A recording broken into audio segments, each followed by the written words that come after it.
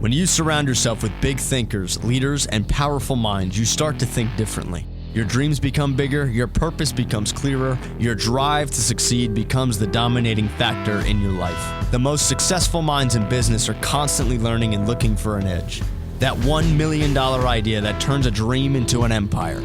Grant Cardone, New York Times best-selling author, self-made, multi-millionaire entrepreneur, has studied the greats and true masters. He strives to surround himself with those who achieve success. Grant Cardone sits down one-on-one to bring you the authors, leaders, experts, and other movers and shakers making their mark in today's competitive business world for a whole new generation of people we call PowerPlayers.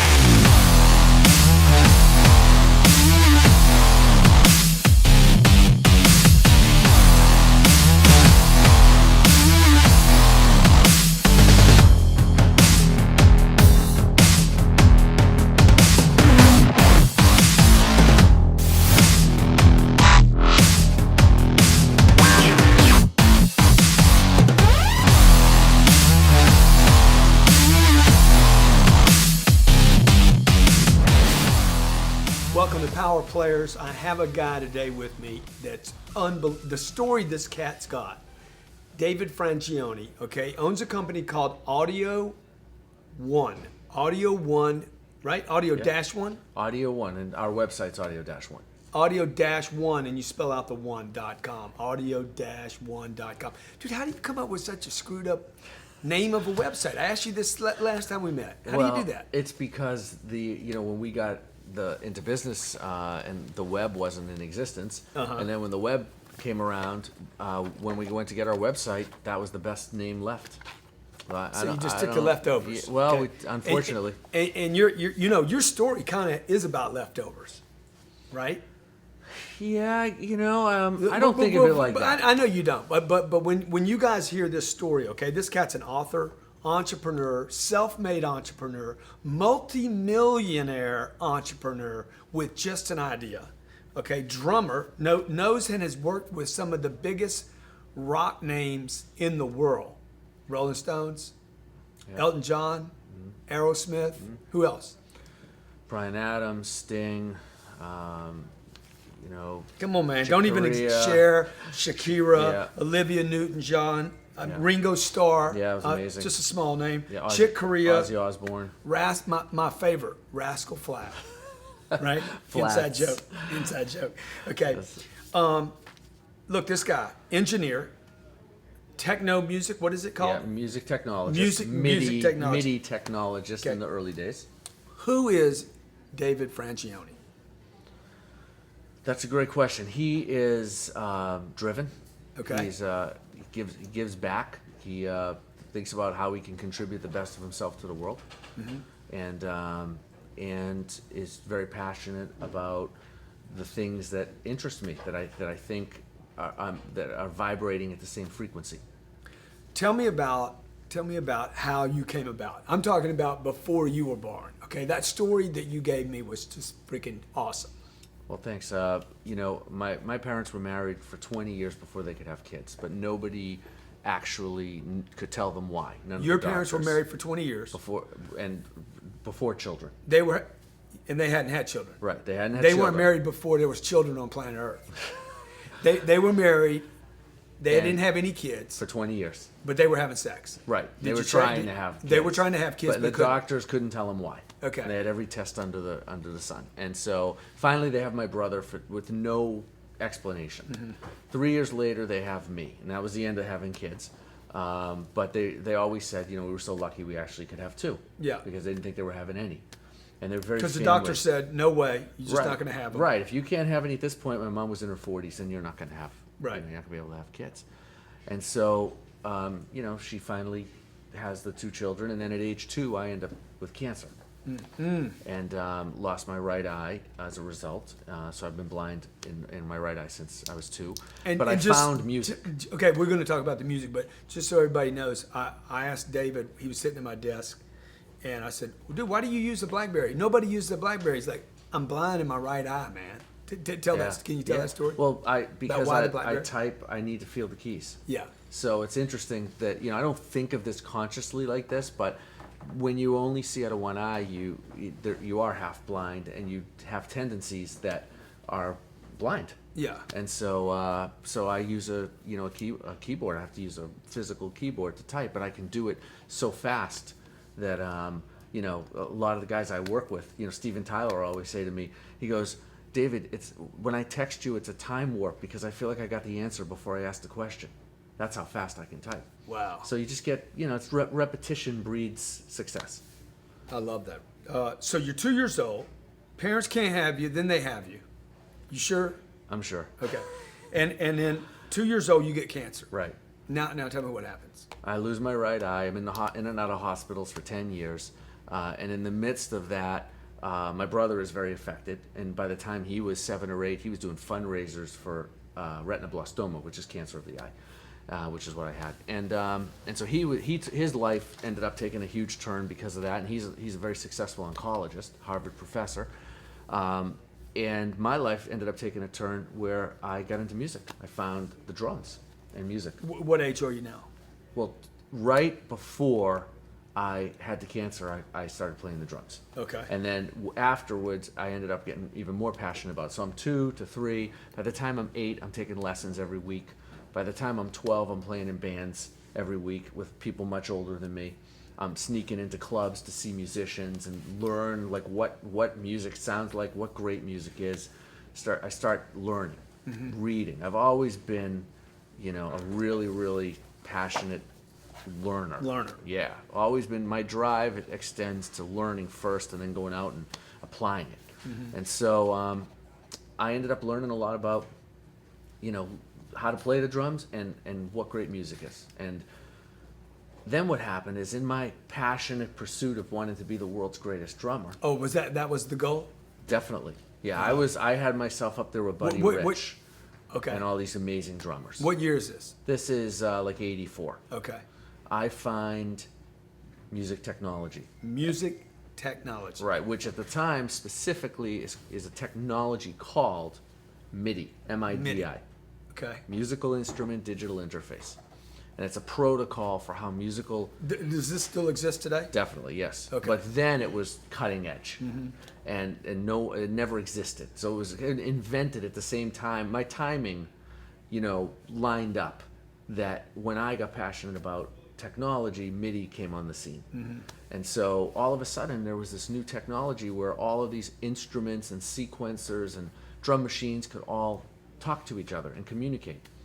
And I wasn't really interested at first, but when I started to pursue it as part of my instrument to be a drummer, I realized that I really loved it more in the music making process than playing. So it's 1984, new technology comes out. Right. You're a driven guy, right? You already have the idea you're going to be the world's best drummer, right? Right. You're going to play for Led Zeppelin or something, right? In my dreams. Right. And you're a learner, then you're using an application. MIDI comes around. Right.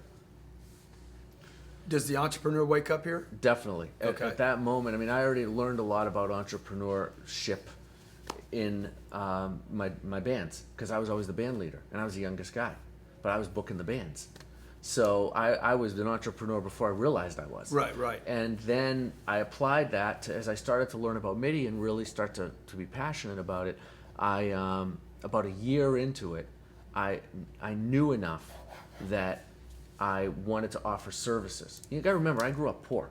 I hate to sound cliche, but I really did. Yeah. We grew up 5 blocks from the. So making a living at something you were passionate about was a very foreign concept. But I was driven to have that. I didn't want to be a blue collar worker. My dad, God bless him, he was an incredible father, but he didn't make any money. He didn't really care. Right. He did the best he could from Italy. So they were middle class. Very much. Yeah. Lower class. Lower. Okay. But amazing people, and a huge reason why I'm here. But I was super driven to want to get somewhere, not just be good at MIDI. I wanted to have a business. I wanted to make a living. Folks, you're listening to David Frangioni. He's telling you about his rise from being blind to drummer to entrepreneurship. When I come back, he's going to blow your mind with what he did with a business card and who he met. Stay with me. This is PowerPlayers.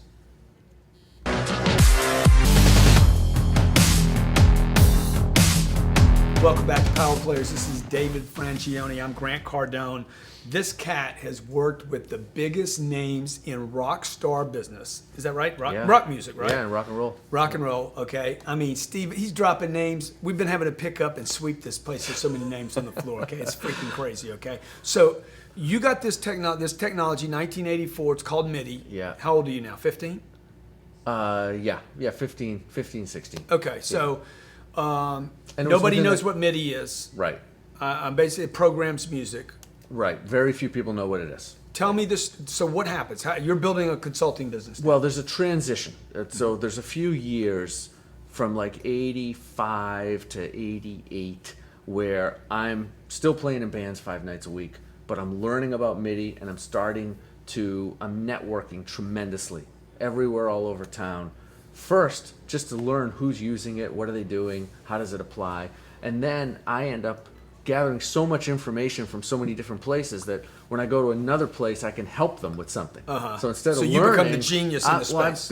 I start to become, for lack of a better way, an authority. Yeah. Even though in the big picture I was a junior authority, I think, but comparatively speaking, Right. I had so much information, and so You dominated the space. I was starting to. I didn't realize it. Right, right. But I always have my saying is progress, not perfection, because I really believe as long as you always keep moving, you're going to get somewhere that you want to go, as opposed to like Donald Trump once said, analysis equals paralysis. So I'm kind of the extreme other end of that, and so maybe even to a weakness. But I'm always going. So I just kept learning and learning. And people wanted me to teach them. I would teach them at that point for free. Yeah. But I just felt like more was more. So what happened was I felt like I wanted and needed, something was driving me to do something more than just play the drums 5 nights a week, and more with MIDI than just kind of be a freebie guy around town that was almost, I consider myself in hindsight, I was like a hobbyist. But I didn't want to be a hobbyist. I wanted to be a professional. So you got because the drumming's a hobby. No, the drumming night. was how I made a living. Oh, you made a living like that, Yeah. okay. But how many hours a night would you do that? From like 6 hours a night. Okay, all right. Yeah, so but these I are was full making, gigs. but Grant, I was making $200-300 a week. Oh wow, and that was So- big money back then, Yeah, right? for what I wanted, it wasn't. Yeah, So sure. for musicians, it was okay. Right. But I saw a greener pasture. So I didn't want to live like I grew Because you didn't up. think you were a good enough drummer, or because the entrepreneur bug, or It was because I was more passionate about technology and Okay. being an entrepreneur than just playing the drums. But the drums were a blessing, not only because I loved them so much and spent so much time, but I learned so much about music. I read music, I write music, I understand music inside and out from a real music background. So when you apply that to technology and music, it's much deeper in what you can do for people, because you're working with technology, you're making music. So if I'm working with Steven and Joe from Aerosmith, right? Okay, so back up though. You're giving out business cards because I want everybody to hear the Aerosmith story. Okay, how do you meet Aerosmith? Well, This is freaking mind blowing right here. if I'm giving out business cards, I'm starting to get a name around town, and I'm working. You're the MIDI expert. Yeah, the Midiot. The MIDI, That's what they would call me, the Midiot. the one-eyed MIDI. Right, basically, Okay. right? And so I am running around town doing MIDI consulting. That's what you would call it. And I get a business card and a phone number, 1-800-345-MIDI, which that phone number would ring in my bedroom, which was in my parents' house. Okay. Oh my Yeah, gosh! so Not your bedroom. Their 1,200 bedroom. Right, 1,200 square foot house that we grew up in and still lived there at the time, and that's where 1-800-345-MIDI would ring to. So I would take all these calls, book appointments, go out and consult for people for $35 an hour. I would help you with your MIDI work. That was huge money. $35 It was an hour, huge right? money. It was a whole More than your dad's making. big time. Right. Yes, and way more than I was making with the drums, and much better environment. I'm not out till 3:00 in the morning. I'm not unloading drums in the snow. It was a much better lifestyle, and I really enjoyed it. And so I was able to build up enough of a career to where I went to the big music store in town. This is before there were chain stores, and Guitar Center might have just been starting, but it was all mom and pop in every city for music stores. So this particular store had like 4 or 5 locations, and a guy named Gene Jolly believed in me, and he ran all the stores. He was the general manager for the whole company. So he had the authority to say, we're going to let this guy put his business cards in all our stores because there's this huge clientele of people that need what I You do. you were the Geek Squad 30 years before. Exactly. Right. And so, and I kind of invented that whole concept. Mm-hmm. And so, next thing you know, I'm getting calls left and right. My business goes through the roof. And I'm transitioning now out of playing the drums every night. Not only because I can, but I really wanted to. And I was passionate about the technology. I was learning every day, Grant. I was not only making a lot of money at the time, but I was learning so much. Every day was like starting over, like I knew nothing. So it was amazing. And so after a year in the music store, maybe not even a year, might have been like 6 or 8 months, I get a phone call. And it's from a guy who is named Tom Hamilton. Who happens to be the same everyday name. name. And he has the same name as the bass player in Aerosmith. You guys know, huh? He has the same name as the bass player in Aerosmith. Okay. I didn't So know when that. he calls, I think, okay, I'm going to go and this is Tom Hamilton. Yesterday was Joe Smith. The day before was Rick Stevens. Yeah. Now it's Tom Hamilton. So I ask him when I call, because I was a big Aerosmith fan. And I grew up playing all the records and dreaming about playing with the band. And I remember, in fact, I'll just sideswipe for 1 second. I remember going to the record store, and my mother said, we have enough money for you to buy one record. And it was Aerosmith Live Bootleg, but because it was a double album, I had to wait 2 more weeks to buy it. Oh my God. And so, but I was such a huge fan of the band, that's what I wanted. And so I knew the name instantly, but I didn't think it was really the bass player from Aerosmith. I just thought it was Tom Hamilton, needs help. He had an Atari computer, Master Tracks Pro, and a Tascam 8-track that he needed help with. He needed help with. Right. He knew, Okay. That's what everybody called me for. I need help. I need 8-track. Tascam, Okay. home studio. Whatever. Nobody knows what you're talking about. Okay. So, and nowadays you'd never What are we know. talking 'cause it's about? a lot. It's You ancient. know what we're talking about? It's ancient history. It's Yeah, prehistoric sure. It's a here rocks. now. Right. But then it was state of the art. So I asked him, I want to figure out is this Tom Hamilton over the phone because I'm a little excited, but I'm trying to stay cool. You guys understand now. He's giving out business cards at a store, Leaving business cards at Leaving the them, store, okay. and this guy picks it up. cold prospecting, canvassing an area, dominating the space. New England. He gets a phone call to 800 345 MIDI. 345 minute. He still knows it ain't to his, not his house, his parents' house, to his bedroom. Well, you got one of those big phones, or Yeah, I had a little Panasonic phone, had a whole button, which was fancy for me. Yeah, sure. And so I ask him, just a big house, small house. I'm trying to figure out if it's him. Okay, 'Cause if he's he asking says- Tom Hamilton, is this a big house? Right, or a when I small get to your house? house, I got his address and directions because there's no Google Maps then. You have to give me directions to where you live. Right. And so I write all the directions down, and I said, when I get there, is it a big house, a small house? I'm prospecting him for, You're trying to find is out it a who- big is mansion? he the Because I guy? know it's him if it is. Right. And he goes, no, it's not a big house. So I'm like, it's not him. So I went back to my day. You disappointed? I was disappointed, but I was just- okay. it's just yeah, Tom I was like Hamilton. I was happy that I had another client. Yeah. And so I get there the next day, and I drive up, and it's a nice house. It's not a mansion, but it's a really nice house. Yeah. And I start to think, this really could be him. I start walking down the walkway. My heart's beating a little faster. I look over at the garage, and there's 2 Ferraris in the garage. And I go, it's him. There's no gotta be, question, right? it's him. Now, where's this? What city? In Newton, Okay. which is a nice suburb of Boston. Yeah. But So- Ferraris aren't every day there like they are in Miami. No, in Boston, it's a huge deal. There's like 12 Ferraris in all of Boston. Yeah, and two Right, of there's- them are in front of you. Right, exactly. And so I am just, now I'm really starting to get excited. But I always channel my nerves into positive energy. That's always been something I've worked on and kind of, have as one of my So belief you don't try to systems. get rid of the nervousness or the fear. No, You I just channel like- it. I Okay. channel it. I- No, I I- use it as fuel. It's jet Okay, fuel. okay, it's jet fuel. And so But it's too late now, dude. Let's face it. At this point, you're this far from the door. I'm 6 steps. 6 steps, so you're like, Yeah, there's nothing to do. You're well, all you in. can- You're You're all in, but you got to perform. Yeah. Like, look, every. But you're the freaking MIDI expert. But every man. person that calls me, I do 1 or 2 consultings for, and I never see him again. It doesn't. It's a different kind of clientele. It's a one-hit thing. You're listening to Power Players. This cat's got stories so deep, so long. We're going to probably go a little long on this so you get all the data, because what he's about to tell you when we come back makes this cat a millionaire, multi-millionaire from a family in poverty, really. I mean, Almost. that's where your family. Almost, yeah. I mean, We were poor. yeah, 1,200 square foot home, 4 people living in it. Yeah. Come on. Call it what it is. I know it's not popular, but we're going to come back. He's going to tell you how he built his own business. Stay with Power Players. Welcome back to Power Players. David Frangioni, author, entrepreneur, philanthropist, drummer, engineer. What else are you? Educator. Educator, sports enthusiast. You might have seen me and him at the Miami Heat's game. He was nice enough to hook me up on the front row. Front row. Very good seats, bro. It was a good time. Okay, you're telling me the story. You're now at Aerosmith's house. Right, Tom Hamilton. Tom Hamilton's house. Right. And you're going in to consult them for MIDI. Right. Now you know your heart's beating. What's happening? Right. Tell me. I got up to the door, and I'm standing at the door of his kitchen, and I was just a little frozen. Yeah. And I looked at him, and I just had to ask. And he's standing there, and I said, "Are you in a band?" And he goes, "Yeah, Aerosmith. You want coffee or juice?" And he's standing at his counter with a cup of coffee and a glass of orange juice, and he hands me the one that I want. I think I asked for the orange juice.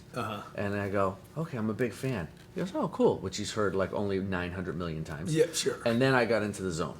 Like, that was it. And so I said, a little small talk. I said, well, what have you got? I had remembered what he said. You don't ask him for an autograph. No, at this point. no. Right. None of that.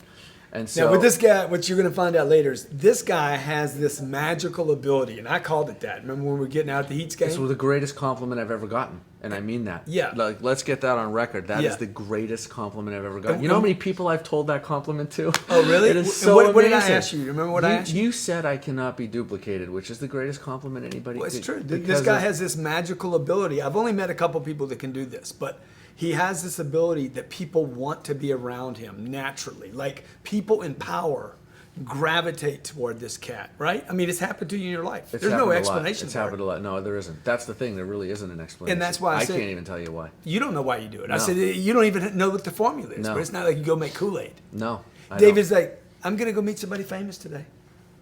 Yeah. Clint Eastwood. He Yeah. calls Clint Eastwood. I'd like to write a book. All right, we could probably do that. I mean, right? Yeah. Pretty. And that's the short version of a long story, but yeah. Maybe Robert, you can grab me the book so I can show it to him. But okay, so you go start working for Aerosmith. Now you know everybody. You've worked. You've drummed with Well, Elton John. No. No? All MIDI studio work. Oh, MIDI studio Yeah. work for Elton John. Cher, Yeah. All. Sharika, Shakira. Shakira, Shakira. Okay, who else? I mean, Sting. Sting. Ozzy Osbourne. I was on the Osbournes for a minute. Yeah. When they had their show. Which I'm was getting so bored was with an- you, It was okay? an exciting time, though. That was an exciting time. It's just, it's a lot of moments. What happens when you're in the music world and you're working with great, successful artists, if you do a good job for them and you over deliver and you show up and you got your mind's in the right place and your heart's in the right place, it's infectious. And that's really what I think happened for the most part. So when I went from Aerosmith to Ringo Starr to Ozzy to this one to that one, Pick 'em up, pick 'em up. But it was very organic. It wasn't marketing. It wasn't. You don't even work for normal people anymore, do you? I do. Yeah, I do. But me personally, I spend most of my time. Who's normal, right? Yeah. But I spend most of my time with the certain group of clients. What does that mean? focus. What's a certain group of clients? Well, my mean? highest end, my most demanding. That sounded clients. a little elitist to me, actually. No, it's just No? it's the ones that need my attention. Okay. That's all it is, really. Okay, so tell me, when does Audio One, audio-one.com, when does that get founded? Like late '80s, early '90s. Like You're still into technology, though. Yeah, it's such. What happens is like the Aerosmith thing turns into, helping Tom, to Tom and being pleased with what I did for him with his studio. He introduces me to the band. I meet Steven. We hit it off in 1 second, and we never leave each other. That was like the beginning of that relationship. And I'll never forget, it was Janie's Got a Gun. Steven was playing a part for Janie's Got a Gun, and I recorded it into an MC500 sequencer, and we never left each other. Wow. And so it was instant chemistry. To this day. What kind of cat is he? Tell me a secret about Steven Tyler. I mean, Secret nobody else would know. Come on. Boy. Yeah, and have him ever talk to me again? No. I would say that he's incredibly hardworking. Like it's never good enough. He just takes it to the point where you didn't know you had any gas in the tank, and then he finds somehow a gas reserve, and you keep going. It's really intense. And it's a positive quality, even though the process can be very intense. Yeah, and at this time, these guys are making tons of money. They're known all over the world, but he's pushing for something extra. Yeah. I mean, he pushes every day, like from square one. Do you think that influenced you? Big time. And he basically raised me. He was the most father figure I really had in my 20s. Because I spent so much where's your time dad? with him. My dad is almost in the background a little bit, Yeah. in a sense. Because your dad would have been how old when you were born? Well, my dad was in his 40s. When you were born? Yeah. So by the time I was 20, he was almost like what most people would have as a grandfather, in a sense. Dude, I had my first kid at 51. What are you saying to me? What are you saying to me? Well, Grandpa? I'm freaking super grandpa or what? Come on, man. Hey, all I can tell you, my dad didn't look like you, Grant. Yeah. So with all due respect, Well, you never know. I don't think kids are the right judge of who their so parents maybe are. not. But he was a great man. Okay, so Tyler's like your dad now. Okay. Yeah, he you is. smoking. That means you're smoking weed all the time. No, never any drugs. Shooting heroin. No, he wanted No? to send my brain in to between science. the toes. Wanted to send my brain to science. Really? Because he Because- thought you were that smart. No, because he thought that he couldn't believe how straight I was. Oh, like wow. I never did drugs. But And they're I doing never- drugs. They're taking they're clean and sober, but Yeah. overall had taken a different path in their life, right? So Okay. I come in like straight laced and just Yeah, want yeah. to program and work No, on records. you're not influenced by any of that. No, and that's what he couldn't believe. Dude, that's awesome. And so Discipline. and he liked that. He liked Yeah, that sure. I showed up and just got it done for him. You know, that's interesting. So even the guy that's out ethics or people, groups that have been out ethics, actually admire people that are in ethics. You agree with that? Yeah, I do. As long as there's more to it than just that. Uh-huh. I wasn't just somebody that was clean and sober for him. I was somebody that stood the ground. Uh-huh. And he really. That's what he respected. Is like I knew what I was doing. I didn't talk a lot about anything. I just got it done for him. So David Frangioni knows all these people. I mean, but Aerosmith is not going to fund the rest of your life. No, not at Okay. all. They hire me for what they need. So now I want to move now into audio-one, spelled out 1-O-N-A. Sorry. .com. Hey, look, okay. it's forever. It will be known that I was too late to get to the website. It's all good. So you build a multi-million-dollar business. What's your business doing sales a year? Well, we don't publish our sales numbers, but And I won't publish this anyway. Yeah, right.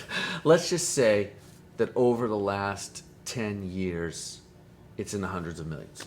Okay. What does Audio One do? So then? it starts out as a consulting business. It goes to it evolves to building recording studios. And when you look at it, who do you build a recording studio for?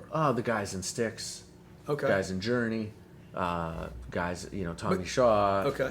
Jack Blades, Mark Hudson. So doing a boring job for me. No, it's not a boring job. It's kind of boring. No, it isn't. It really isn't. I'm passionate about it. I Yeah. really am. I don't do anything that I'm not passionate about. I In love fact, that. that's probably why I do so many things, because I'm passionate about those things. So you think people can be great at more than one thing? Yes, I do. I just think that you have to make a lot of sacrifices. Yeah, I mean, like I know a guy. He authored 2 different genres of books.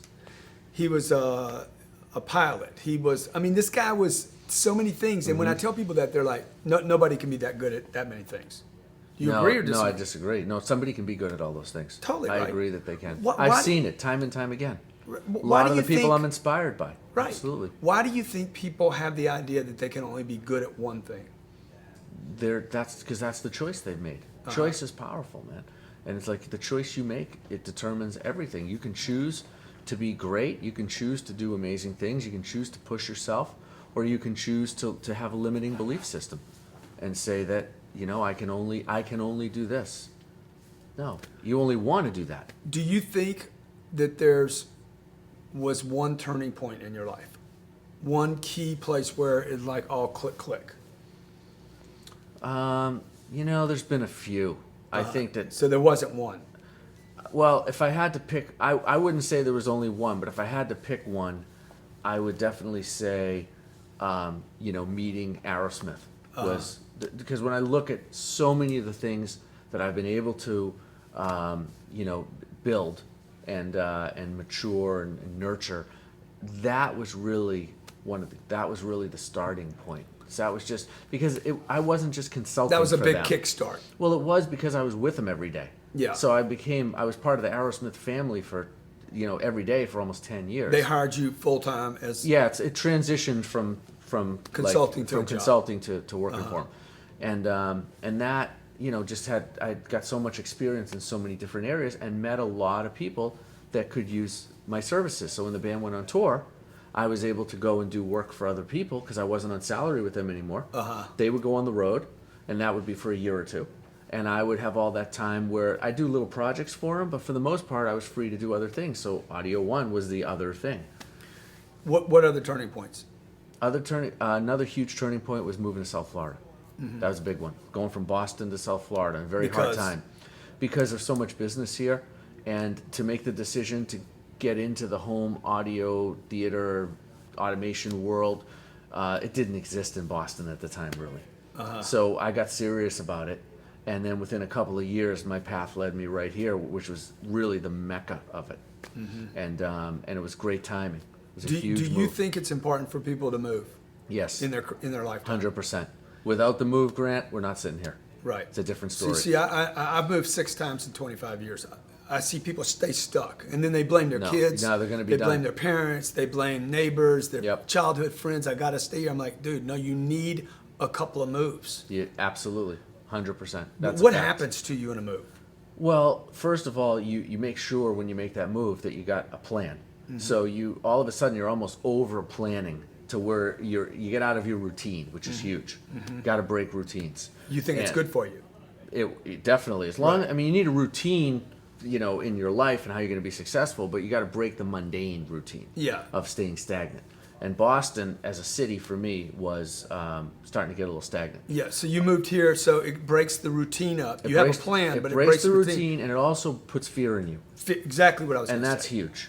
And so you got to have some fear, baby. Yeah. Waking up in the morning, don't know where to go. Right. So oh my God, when I think back, see the fear to be a drummer led me to all of these drum lessons and all this musical knowledge. Preparation. Then the fear to be a MIDI consultant led me to the business cards and running around town. And then the fear to be successful enough to keep up with Aerosmith led me to study harder and work harder. And then I had the fear of, how am I going to make it in Florida? And you came here, you set up shop? Set up shop in an apartment. Tore the cover. I was already successful, but I'm conservative. So I actually ran it out of an apartment to start. And the craziest thing happened. A phone rang in the middle of the interview. It's in your bag. No, I had my phone off. So it's all right. Anyway, so what happened when I came to South Florida? A big turning point, and that is I found a technology that I had been dealing with for years was about to explode. It's a technology called Pro Tools. Pro Tools? And it's a technology that we used in the studio for years. I was actually a beta tester for the software.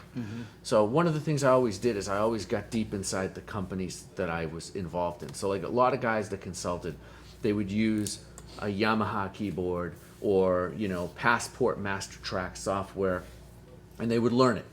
But I would call the company and say, who's in charge of Passport Master Tracks Pro? And they're like, you can't talk to that guy. And I'd always get to them. And the next thing you know, I'm getting early releases of the software. I'm giving them features that I want in the software. And I'm able to then take that and all of this cutting edge technology, I'm able to go back to what I'm working on, whether it's Aerosmith or whoever, and say, look, we can do these things with the music and this technology that no one else can do right now. Wow. Because I'm getting the software 6 months before it even is released, and I'm contributing to what the features are. So, I mean, So you're all in, dude. It sounds to me this is a lifetime of being all in. Completely. A learner, educating yourself. Doing the work. Going straight to the top. Yep. Somehow getting there, magically getting to these people in power. Every time. Being a trusted source. Yes. Because you're competent. Because you're the best educated in the space. Is that fair to say? Humbly, but... Hardest working. Hardest working. Yep. And somehow, and passionate. As I hear your story, I'm hearing almost like a racing enthusiast, on a track that's wanting to go faster and grab the track and find out how to make the car lighter, the engine bigger, and always just fine tuning. David Frangioni came from nothing, really, just an idea. Parents didn't even think they could have a kid. Your brother was inspired by you, right? Yeah, he's a Harvard, MIT, PhD, MD, oncologist, one of the youngest professors in the history of Harvard University in oncology. Inspired because of his cancer. Yep. that costs you your eye. Yep. And this guy just, by giving out business cards, okay, and that's who we interview power players. I mean, I'm interviewing people that moving into power, that figured some way out. This guy is an American success story, an entrepreneur, a true evidence. Look, if he can make it, come on, man. Anybody can. Anybody can, right? That's what I always say. I look in the mirror and I'm like, if I can do it, anybody can. Yeah, it's true. And David, it's so good to Thank be you, your Grant. friend. No, I want to give you a couple things, all right? It's an honor and pleasure. I want to give you the 10X rule. I want to give you this one because you're a 10X guy, bro. I mean, come on, let's keep it real, okay? And I also want to give you, see, I love a pen, okay? I don't use apps for everything. I also want to give you Thank all my notes from today's show, okay? Oh, awesome. Okay? Thank And you. this is our new 10X planner, so I want to give you this, all right? Really appreciate you, man. Now, I hope you do a great job for me, in our new place. Okay, I know you will. 10X. One other thing I want to talk about. Tell me about inspire and develop artists, because that's a Yeah, well, it's an evolution of my career.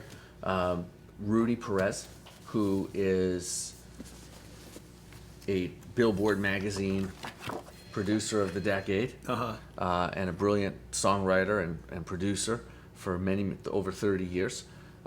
He and I were at a showcase for an artist, and I already had training centers for Pro Tools. Is that showcase.com?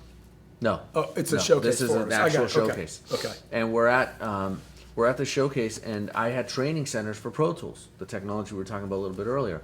And so I was in that world, and I really enjoy the training center business and what it's all about.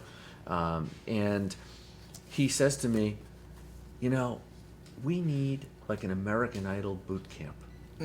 And I said, and when he said it, I had an entire vision of what that would look like in like 20 seconds. Wow. And this is it. And I turned it into, with Rudy, of course, with the co-founder and What's the idea website man, for this? IDAprogram.com. IDAprogram.com. Inspire and develop artists. Dude, I love that. Okay. This is his book, Clint Eastwood Icon. Every movie he did all the way up to what? Invictus. He gave this to me as a copy. Beautiful book. Thank you. All the money goes to charity.